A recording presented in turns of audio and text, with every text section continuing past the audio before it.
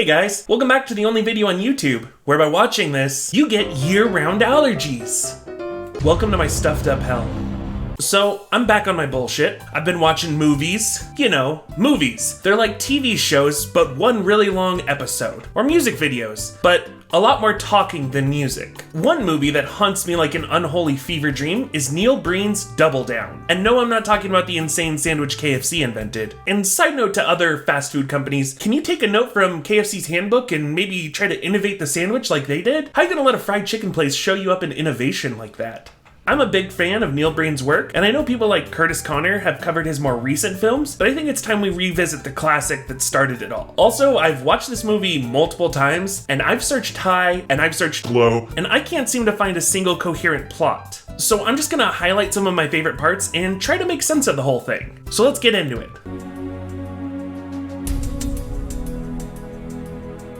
So, like most movies, it starts off with an opening credits crawl. But unlike most movies, the great part about Double Down is the only name shown is Neil Breen.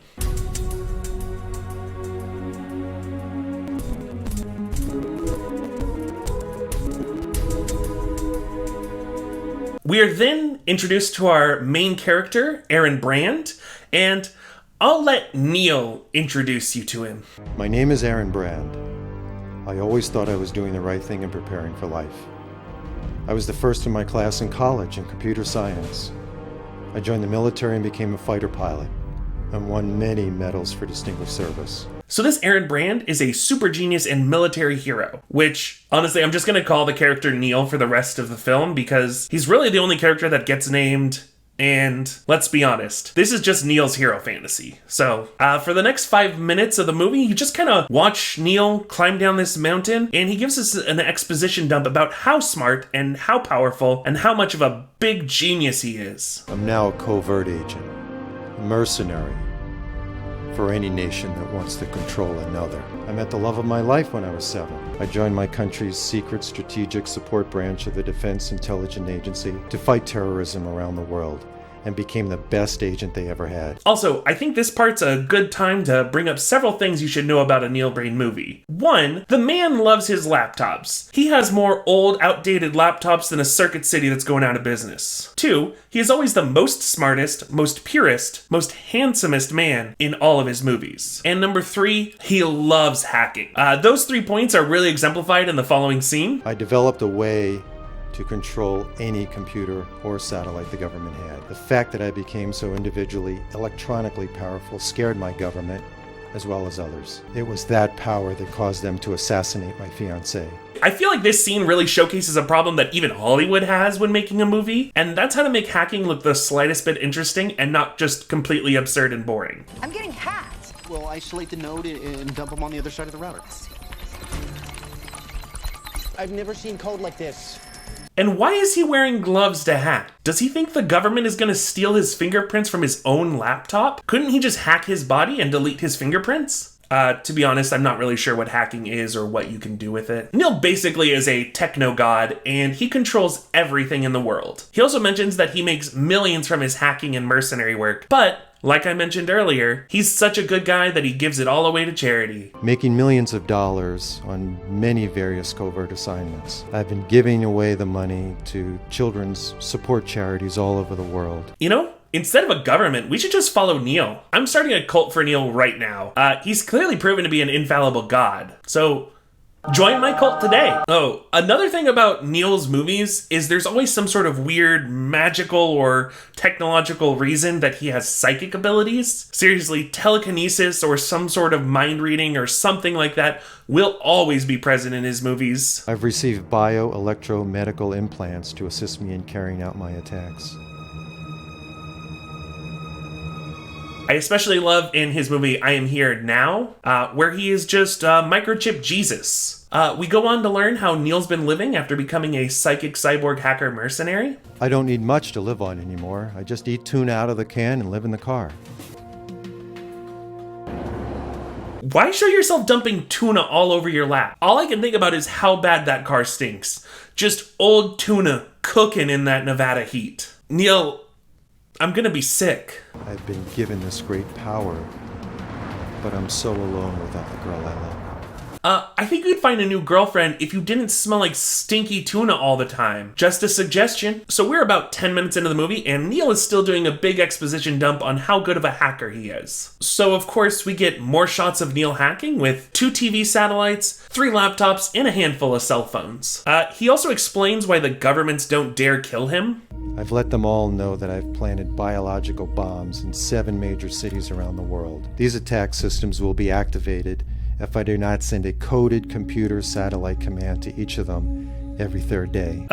Hey Neil, you don't sound like too much of a good guy. You honestly sound like a terrorist that's holding the world ransom. He also says that the bombs he has set up around the world are rigged to go off if he doesn't send a coded message every 3rd day. All it takes is him forgetting what day it is or miscalculating a leap year, and he's screwed us all. Honestly, I just need to play this next part for you. I don't think I could explain it any clearer than Neil. I've invented an invisible shield device using satellite lasers, which I can hide objects in a small area. I become invisible.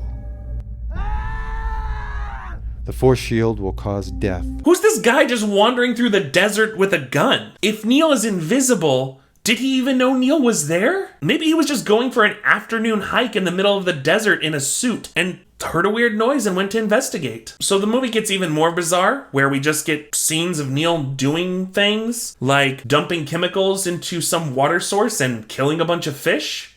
I specialize in bioterror missions throughout the world, and am constantly developing new product. I need to test it now, here, before I place it in the entire lake.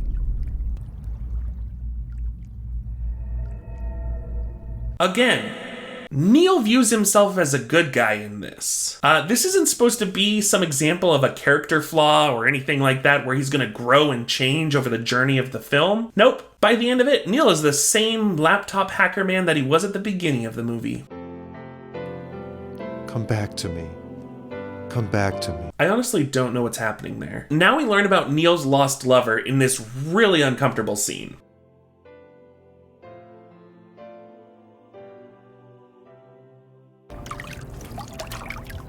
I love being with you. I love you. They're just hanging out naked in what appears to be a public pool. At least that's what the establishing shot seems to imply. Neil takes this extremely romantic and public moment to propose to his girlfriend. Will you marry me? Yes. Oh. Neil, you tell me right now where the hell you were hiding that ring box. I also love this shot because it's clear the actress didn't want to show nudity on camera, and so she's just standing there half-facing Neil the whole time. Oh yeah, yep, yeah. Will you marry me? What? What? You want me to face that way? But there's trouble afoot. Someone has a laser pointer. A laser pointer that shoots invisible bullets. Oh, jeez.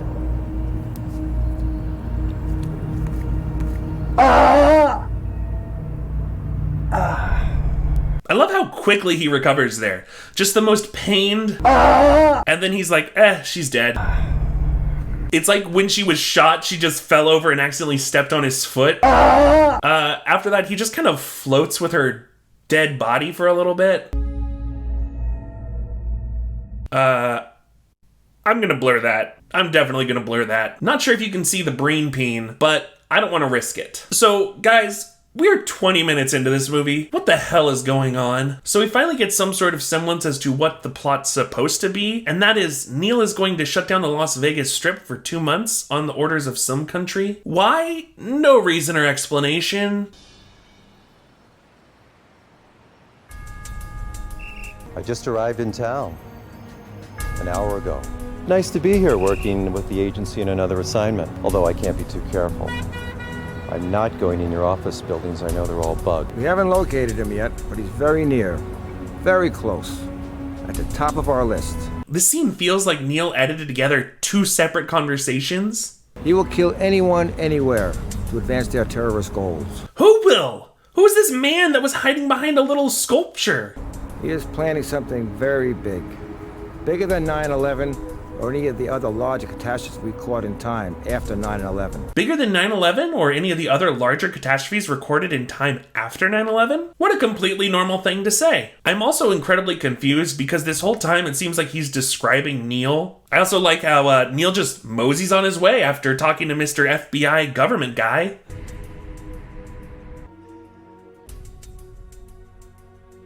Neil also randomly finds a man just out in the desert and says this normal thing. Old man, you don't look like a terrorist to me. This old man gives him a magic stone and tells him that he is the one. And now we're introduced to another trope of Neil Breen's films, small magical stones. Seriously, almost every one of his movies has one. Also, he talks to his dead parents. Mom, is there life after death? Dad, is there a heaven? We are filled with love, and we are at peace. Did he hack into heaven? So let me get this straight, Neil. You were talking to two ghosts, and one of the only questions you ask them is answered by the fact that you are talking to two ghosts. Neil then goes on to use his magic stone to cure a girl's brain cancer. I'm not joking, they just straight up tell him, our daughter Megan was just diagnosed with brain cancer. Oh no. and he's like, my magic stone will clear that right up.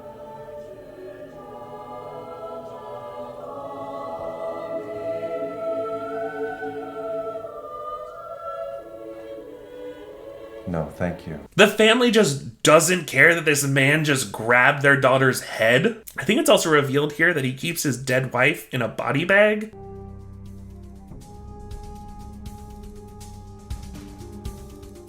The hell was going on in that scene back there? Neil then goes to a grocery store parking lot where he has another secret meeting with some government FBI surveillance people. What do you have for me this time? Cryptography? Hacking into a banking system? Shutting down a power grid for a major city? Cutting off the water system for half the country? Hacking into the stock market? Closing down a bank? Fixing an election? It's all easy. No, Neil, we just wanted to check up on you. You really seem to have gone off the deep end after your fiance died. We were worried about you, man. Neil also steals a car, poisons a strawberry, and then kidnap some couple that just got married at one of those roadside chapels. And then it's revealed that he kidnapped the wrong couple. What do you mean I picked up the wrong couple? Shit. The other couple, my target, went to the lake? Get out! Get out! But it's never explained why he's kidnapping these people.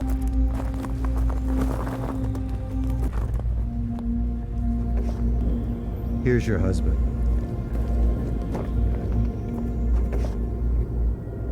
What? Did he just abandon them in the desert? Is she paralyzed? What is happening right now? Neil! My guy, you can't do this, fella. These people are innocent. So after that whole mishap, Neil goes back to his usual shenanigans of poisoning strangers on the street. I can wander the Vegas Strip and no one knows what I'm about to do. Oh, excuse me. Once it gets into the air, it kills immediately on contact. He'll be dead in 5 minutes. Neil, you aren't a good guy. You're a bad guy.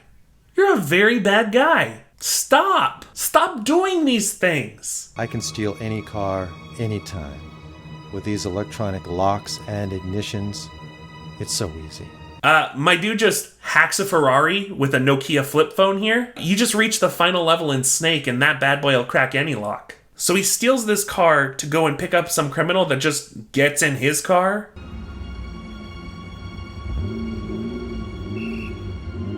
And Neil proceeds to hit him with that patented tranquilizer serum.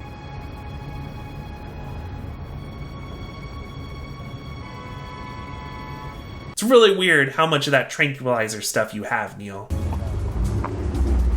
Great, Ferrari. Who's your friend? Holy shit, it's him! It's him! Holy shit, guys! Grab your guns, this sleeping guy might wake up! I also love that they don't react until Neil pulls off the fake mustache and goatee, and then they're just like, holy shit, it's him! From here, the movie just descends into chaos, where Neil is just busting other criminals and terrorists. But honestly, it's just a bunch of disjointed insanity. And one of those scenes is just an anthrax deal that the characters just walk up and stare at each other for an uncomfortable amount of time.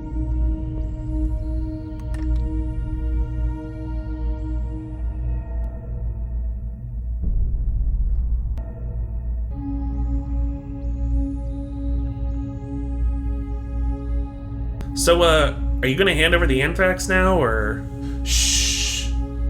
Just enjoy the moment.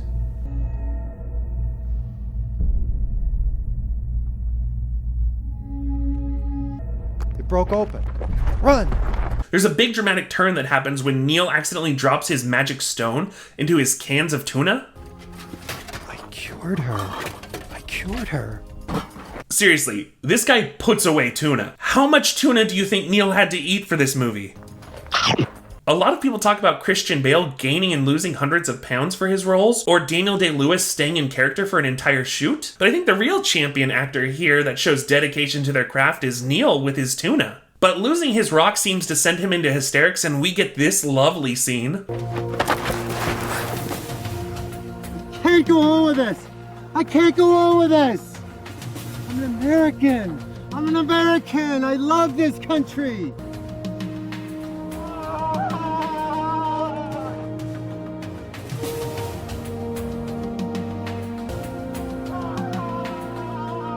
Neil, are you doing okay? Like, I'm talking to the actual human Neil and not the character. Are you alright? What's going on here, bud? There's about 15 minutes left in this movie here, and I feel like I've not gained any clearer understanding as to what's been happening the last hour 15. Let's see if he can tie it up in a nice bow at the climax here. So over a bunch of stock footage, Neil narrates that he is launching a bunch of diversion attacks to draw the focus away from Las Vegas, which seems like he's just basically committing smaller terrorist attacks in order to avoid a bigger terrorist attack.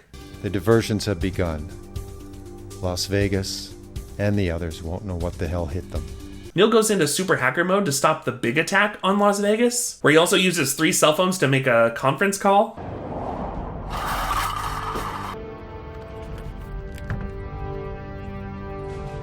I know I can stop this attack. Be quiet and listen. I'm calling all of you simultaneously by way of conference call. Meanwhile, there's just a random shootout going on that Neil is not involved in whatsoever, where it really seems like this guy just murders his friend or co-bad guy from point blank range for no reason. So after a weird scene where these guys just repeat the same lines over and over, go to code orange. Go to code orange. Go to code red. Go to code red. Prepare to evacuate the hotels on the strip. Prepare to evacuate the hotels on the Las Vegas Strip. Neil just says that he's done all he can to prove that he is on the side of the US. Speaking of can, we just get more shots of Neil digging through his trunk filled with tuna cans looking for that lost magic stone.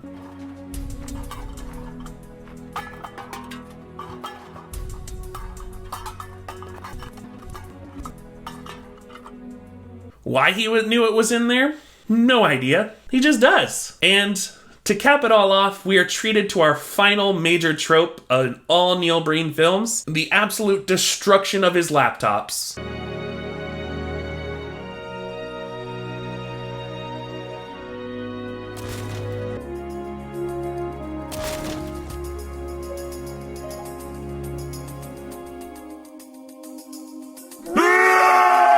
Seriously, watch any of his other movies. No laptop is safe around this man.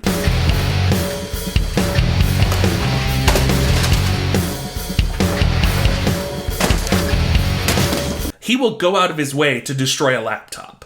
And the movie just kind of ends then. Honestly, I don't know what I expected when I rewatched this movie. Maybe I thought I would have some new clarity or understanding of what the whole plot was supposed to be. But honestly, I'm just as lost as the first time. So if you really enjoy awful or incredibly weird movies, go watch this. Because there's so much I had to cut out. I could not include everything. There's a subplot, if you can even call it a subplot, with his dead wife that keeps showing up as a ghost to him and he screams a bunch. Where are you? Where are you? Where are you? That's gonna be it for this video. Please feel free to subscribe and leave a like. I wanna shout out Breezy Fulf for their comment on my last video. I think they have the best theory when it comes to explaining what's going on with the luxury boys. And I was also told by the people in my Discord that I need to promote the Discord. So join the Discord. Link is down in the description. I also have a subreddit now set up by the Mining D, so go check that out. I think that's gonna be everything. So until next week, catch you later. Heard a weird noise.